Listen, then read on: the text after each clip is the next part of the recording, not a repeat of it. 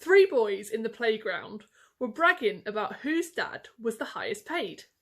The first boy said, "My dad scribbles a few words on a piece of paper.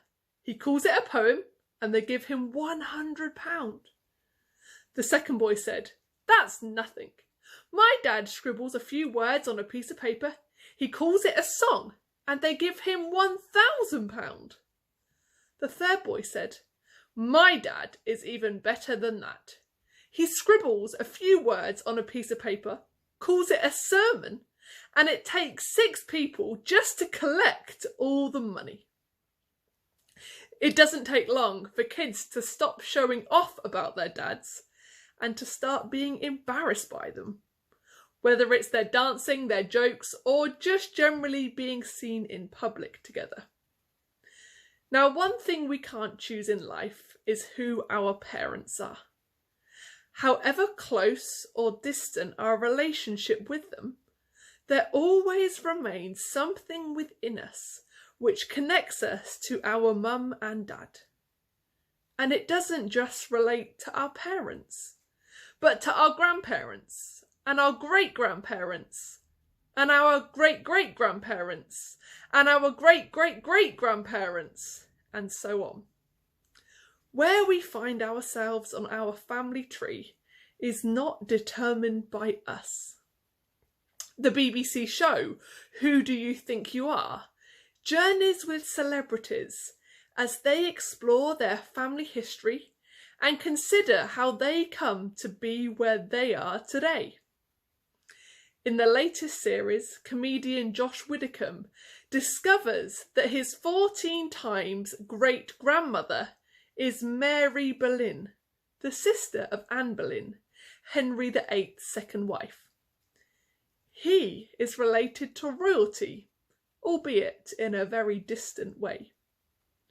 Today, we are considering the genealogy of a baby who isn't loosely connected to the English crown, but directly connected to the King of Heaven.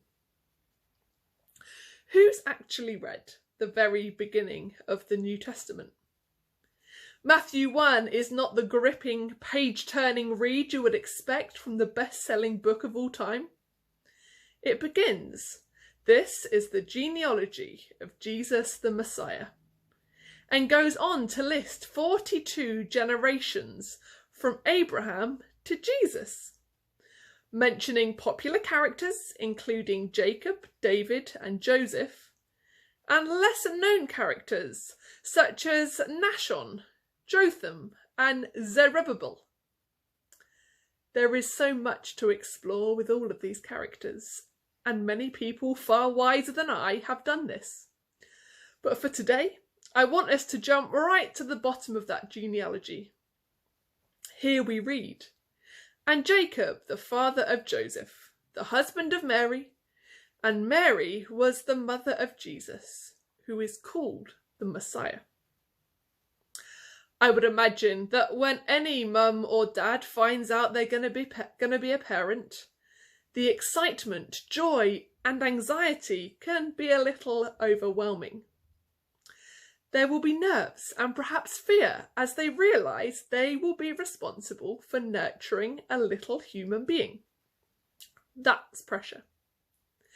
But now imagine that you are a young, unmarried girl minding your own business when an angel turns up and says, "You will conceive and give birth to a son, and you are to call him Jesus. He will be great and will be called the Son of the Most High." How about that for pressure? You aren't just facing an unexpected pregnancy, you are carrying the Son of the Most High. God's people had not seen or heard from an angel for more than 400 years. During that time, there had been no revelation from the Lord, no miracle, and certainly no sequence of miracles. But then, for the second time in the span of a few months, the angel Gabriel appears. He had firstly appeared to Zechariah to tell him that his wife Elizabeth, who was well along in years, would have a baby, this baby would be John the Baptist. And now Gabriel is here again, telling another ordinary person that she too will become a parent. But in Gabriel's rather succinct message to Mary, he conveys a most astonishing message. Gabriel makes this simple statement, that Jesus would be great. Some theologians would say it's better to translate the Greek word for great as extraordinary. Or it might be better still to substitute the adjective with splendid, magnificent, noble, distinguished, powerful, or eminent. But whatever superlative we use, this still would not match up to the next statement, where Gabriel tells Mary the baby will be called the Son of the Most High. Most High is simply a title for God, clearly indicating that nobody is higher than him. Mary and other Jews were familiar with that title because it's used throughout the Old Testament. The Hebrew equivalent of the Greek term used by Luke is El Elyon, God Most High. This title tells us that God is top of the league in all creation. He is sovereign over all things. This baby who is to be born is the Son of God. What a claim for Gabriel to make about an unborn child, who will go on to be born in the most humble of circumstances. But as this baby grows and his ministry begins, Gabriel's announcement comes to life. Hebrews 1 verse 3 in the Passion Translation says this: "The Son is the dazzling radiance of God's splendour, the exact expression of God's true nature, his mirror image.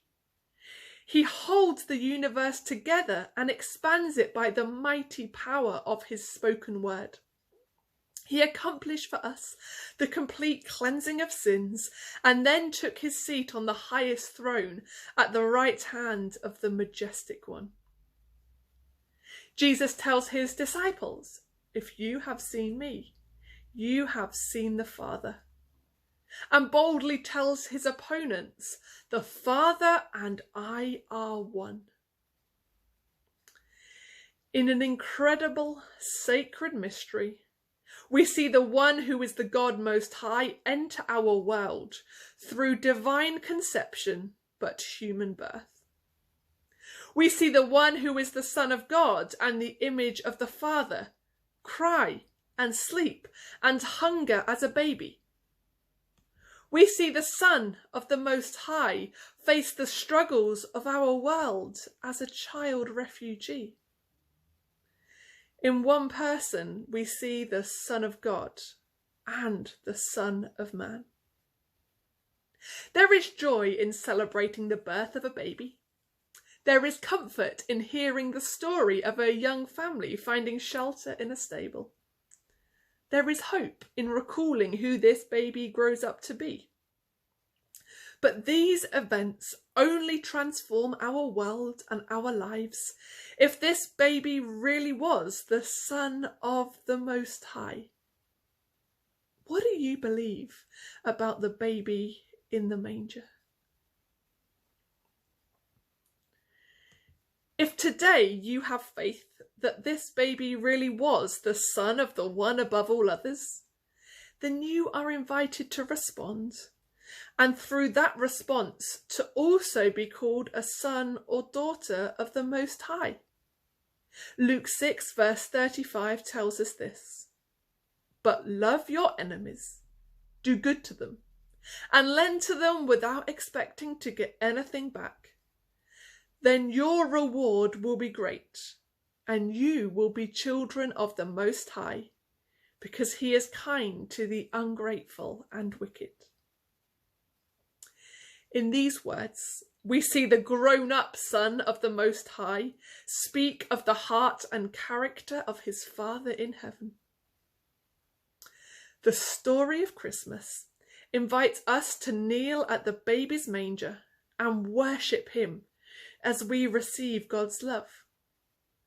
But it also invites us to love our enemies as we live and work and speak and experience this broken world. This Advent, the Son of the Most High invites you to imitate him and to love radically so that you too can be called a child of the Most High. What will you choose today and in the days to come? God bless you.